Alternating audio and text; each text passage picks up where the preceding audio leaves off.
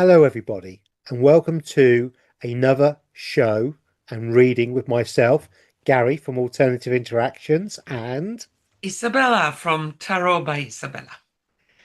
thank you very much, Izabela. Today, we're going to be doing something that we're just going to call it Ambrosia Part 2, fundamentally. But it's going to be a little bit of information from Izabela, and then I've got a question for Izabela to look into her crystal ball. And Izabela will explain which crystal ball she's going to be using. And I thought rather than go into modern times, we'd go all the way back to the beginning and try and figure out how it all began so that we could then have a foundation for moving. Starten. Blood groups are inherited classifications of red blood cells based on antigens. Yes, sorry. Molecules on the cell surface that the immune system can recognize. They are medically important because mismatched blood can trigger immune reactions. The two most important systems are the ABO system and the RH system. The ABO blood groups. The ABO system was discovered by Karl Landsteiner in 1901.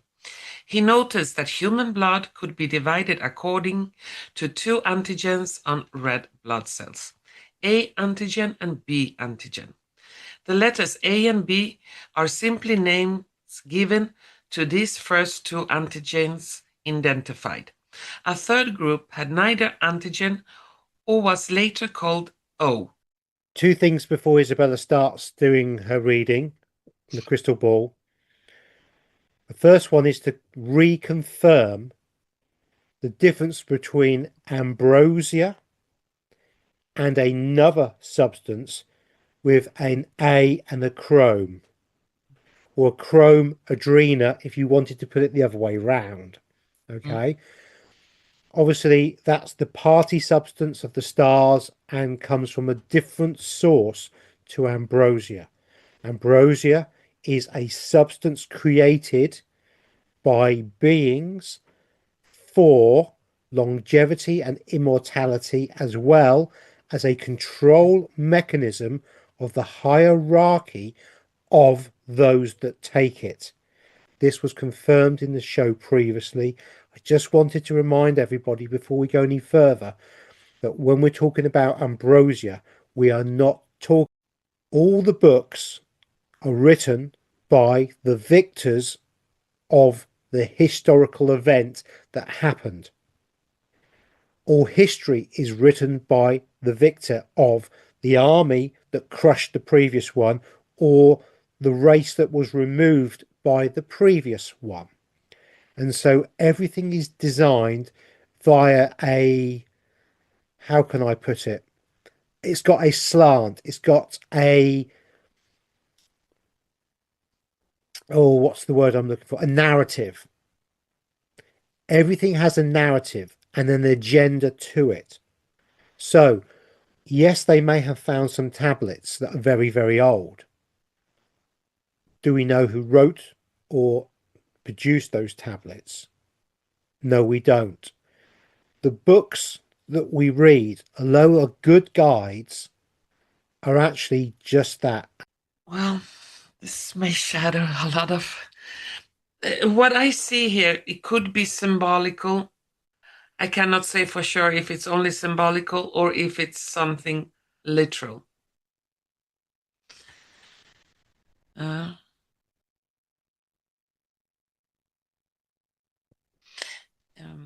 For the first thing, the universe or life is much, much, much bigger than we ever can expect it to be.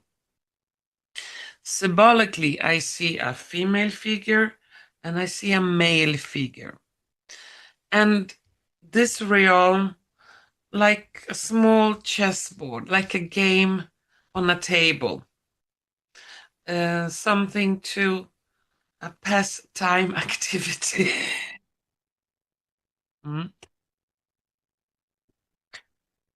And it's some kind of invention, this realm, from beings that are huge.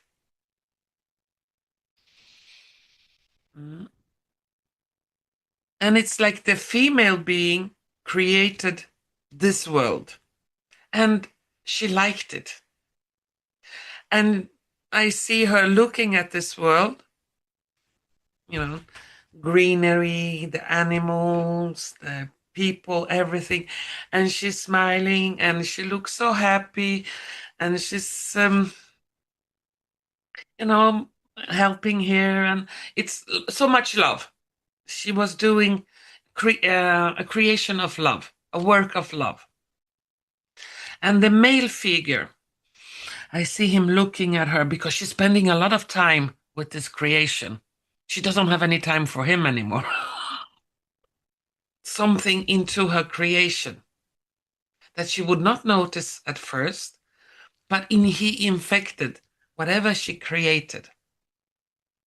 And now let's see how good your creation is going to work. And that infection, I see it more like those 200 watchers. So at first you don't notice them because, they're a little bit like floating around. She didn't notice. But as time went on, her creation was crumbling. And for example, if you have an infection and it affected one thing and the infection spreading, and she saw that, oh my God, this is not good. It could escape, whatever was infected, it could escape into her world. So she put a lid on her creation. So whatever the infection that was inside of this world could not escape and infect her. This could be a symbolical. For every entity that was put in here, like the 200 fallen angels, all of them had traces of that entity that put them there. It's like the same DNA or the same energetic pattern. And all of those 200 wanted to be worshipped, wanted to be creators, even if they were not creators of any kind.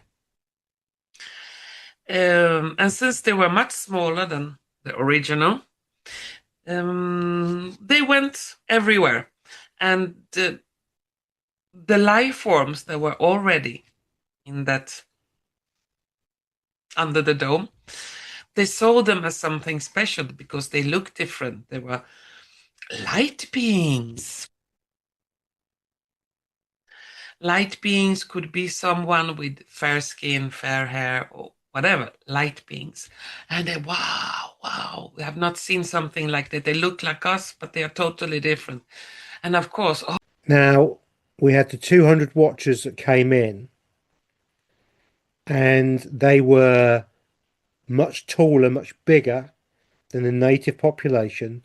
They were blonde-haired, blue-eyed, with beards. And the native population, my understanding is around that time, could not grow beards, could not grow facial hair in any way, shape, or form, and were shorter and were more of an olive-skinned race.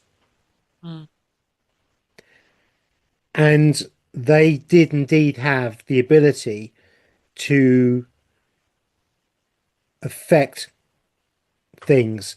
Now, they're often shown as having handbags. And in those handbags was technology called a me, or a tablet. The handbag's called a me, and inside would be a tablet. Just the same as the tablets we have today. And I think they were able to use Wi-Fi or energies that we would describe as Wi-Fi. Again, I think we'll leave it here. we've got going on long enough now, but thank you very much for all the comments we receive. We do read them all. Please like, share, and subscribe to Izabela. She does amazing work, as we all know, and is certainly one of the, if not the most talented seers, readers Thank on the internet. We really are honoured to have your sharing your abilities with us. So thank you very much, Izabela. And thank you, Gary, for all your insight and your great questions and your persistence to not give up and want to know more and more and more. And one of those people that really want to peel off the layers of the onion and see what is beneath. And we need people like you. Without you, we will be stuck in the cave. Thank you very much, Izabela. Questioning, and you dare to question.